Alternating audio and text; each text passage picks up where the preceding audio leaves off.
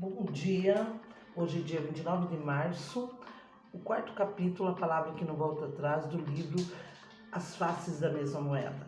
A casa estava em silêncio, o tipo do silêncio que dói nos ouvidos, o tipo do silêncio que existe depois de uma tempestade. Meu filho estava preso. A realidade que eu mais temia agora me chamava pelo nome, e eu não tinha mais para onde correr.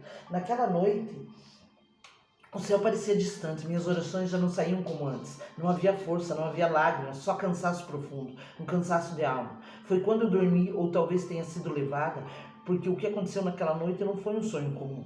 Estava num lugar que eu não reconhecia. Era escuro, mas não me dava medo. À minha frente uma figura se formava, luz, calma, força. E então ele falou comigo: "Por que tu choras? Porque perdi meu filho. Você não confia? Eu tentei, mas doeu demais. Então apenas confia. Eu tirei ele do Nilo, como fiz com Moisés. Ele estava à deriva, em perigo, agora está no meu aquário."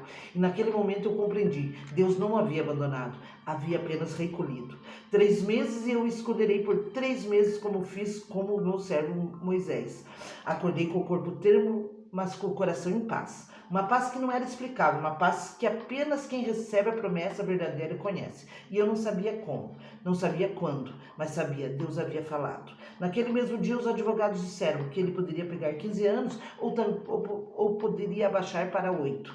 Eu ouvi, anotei, agradeci, mas por dentro minha alma já havia assinado um outro veredito. 3 meses. Era a palavra que não voltava atrás. Os dias do presídio eram cinzas, a espera era cruel, cada visita era uma travessia no deserto. As pessoas me chamavam de louca, alguns diziam que eu estava em negação, mas a fé verdadeira é exatamente isso: acreditar no invisível até que ele se torne palpável. E eu criei, com a força de quem já não tinha mais nada, com a fé de quem havia perdido tudo menos a promessa. Dentro do presídio, meu filho começou a mudar, não porque eu pedi, mas porque Deus começou a trabalhar nele por dentro. Ler a Bíblia, orar, se calava quando antes explodia, chorava por dentro, chorava por tudo que perdeu e por tudo que ainda podia ser. Eu sabia, Deus estava moldando o barro, e o barro antes rachado estava sendo refeito. Naquela mesma noite, o cansaço me tomou cedo. Meu corpo adormeceu, mas meu espírito estava em alerta. Algo me despertou no meio da madrugada. Não foi um som, foi uma presença. Ao abrir os olhos, vi ali parado à porta do meu quarto. Ele estava, o espírito da morte, sem olhos, sem pele, cinza, esquelético, e da sua boca escorria sangue. Ele olhou para mim com fúria antiga e disse: "Acabei de matar o Renato. Eu vou fazer o mesmo com o teu filho." Renato era amigo do meu filho, havia morrido recentemente num acidente. E agora aquela entidade ria, prometia repetir o mesmo destino. Levantei em choque, fui aos joelhos, comecei a orar, adorar ao Espírito Santo. Mas o Espírito Santo falou firme ao meu ouvido: "Por que você está orando? Por que me adora de joelhos? Levanta, pega a espada, vai para a sala, porque lá ele te espera para guerrear." Fui com o coração em brasas. Ao chegar, vi o que não se explica com palavras humanas. Na parede da sala, um espelho d'água se abriu como um portal, e ali refletia a mesma face da morte. E ele gritava: "Eu vou matá-lo. Ele voltou para o tráfico. Ele é meu. Sempre ele vai voltar para o tráfico." Mas naquele instante, o Espírito Santo me fez lembrar da palavra, do que está escrito, da arma que Satanás conhece e teme.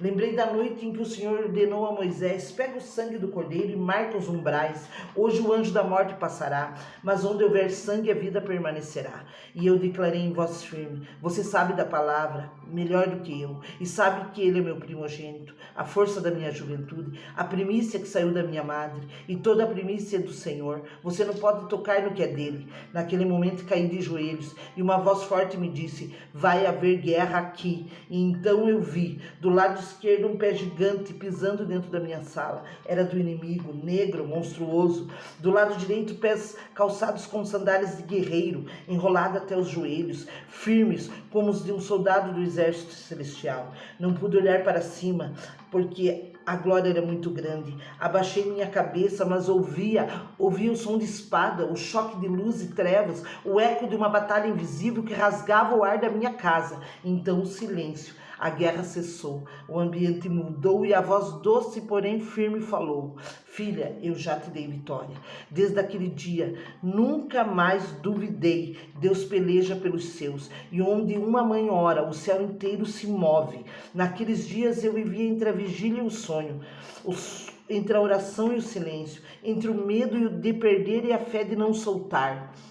Foi então que o Senhor falou comigo, não com trovões, mas com clareza, suave, como se a eternidade estivesse ali.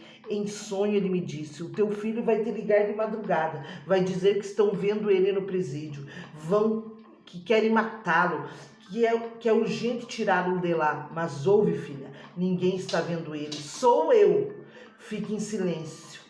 Fiquei em silêncio, meu coração queria duvidar, meu instinto de mãe gritava, salve-o, mas o Espírito sussurrou, espere, sou eu, o Deus de Israel, o Todo-Poderoso, o Eterno. Quem está enxergando ele sou eu, porque estou quebrando aquele coração de pedra, eu estou transformando em carne de novo. Ele ligou, como o Senhor disse, com a voz tremendo, com medo nos lábios: mãe, estão me olhando diferente aqui. Mãe, me tira daqui, eles vão me matar. E mesmo com o coração rasgado, eu lembrei da promessa, lembrei da palavra, lembrei do Deus que fala antes do medo chegar. E naquele momento, em vez de correr, eu dobrei os joelhos, porque quem quebra o coração de pedra não precisa de portas abertas, só de fé mantida.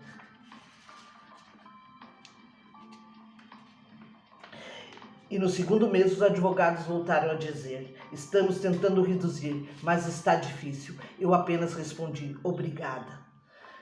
E no terceiro mês ele saiu. Ele foi liberado. Nada explicava, nem os advogados entendidos, mas eu sabia, era a palavra que não volta atrás.